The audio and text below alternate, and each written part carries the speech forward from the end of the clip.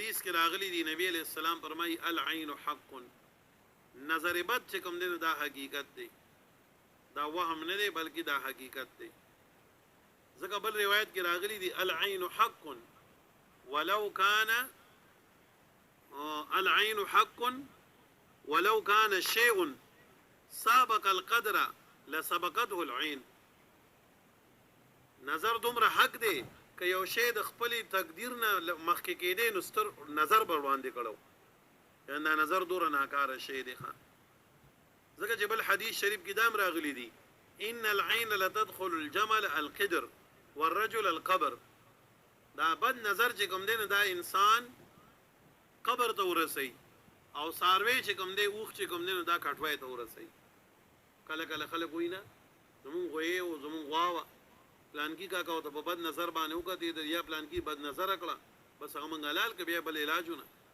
نو ذکر رسول پاک وای ان العين لتدخل الجمل القدر بد نظر چې کوم دی داخلي سلره اوخ لره کټوای ته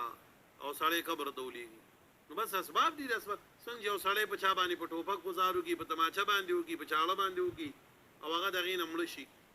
ها چا د ساروي خبي کی یا چې کوم دین په لرګي وې مړ شي د کشان دا نظرم چې کوم دین د اسبابونو یو سبب دی دی وجنه په کارداري چې چا بد نظر لګي نغه دي ځان سره ماشاء الله لا قوت الا بالله ضرور وایخه او د دې لپاره په حدیث مبارکو کې چې کوم دین شرعي د منم ذکر شوی دي لکه دا معوذتين دا دوه سورتونه چې کوم دي قل هو الله احد دا قل اعوذ برب الفلق قل اعوذ برب الناس او یا حدیث کې راځي نبی علیہ الصلوۃ والسلام با حسن او حسین چې کوم دین دامول په دې کلمو سره اعوذ کما بکلمات الله التامات من كل شیطان وهامه ومن كل عين لامه ویږي حسن بصری رحمت الله علیه یو کتاب کې منقول لی چې فجتباه ربه فجعلوا من الصالحين وإن يكاد الذين كفروا ليزلقونك بأبصارهم لما سمعوا الذكر ويقولون إنه لمجنون وما هو إلا ذكر العالمين داموی د نظر په دم کې دي داسې علما ول طریقې تجربې بیان کړې دي مسلم کې یو طریقه راغلی ده نو بد نظر چې کوم دین دا په انسان باندې لګي ښه بد نظر لګي او دغه اثر باقاعده په انسان باندې ظاهريږي او انسان تر اسباب او دایره کې نقصان ورکول شي په دې وجنه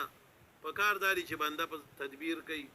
او تدبیر داري چې بنده ځان ډیر ښکارا کوي نه ګوره یعقوب علیه السلام بچو ته تدبیر مخو او په الله سره چې کوم نه حفاظت نیول اعوذ بکلمات الله ویل بسم الله الذي لا يضر مع اسمه شيء دا ویل دارنګ منزل ویل اکاټ کې چې کوم دعاګانې دی غویل نو د دې دعاګانو اهتمام په الله ذات سره پناني ول او ور سره چې کوم نه تدبیر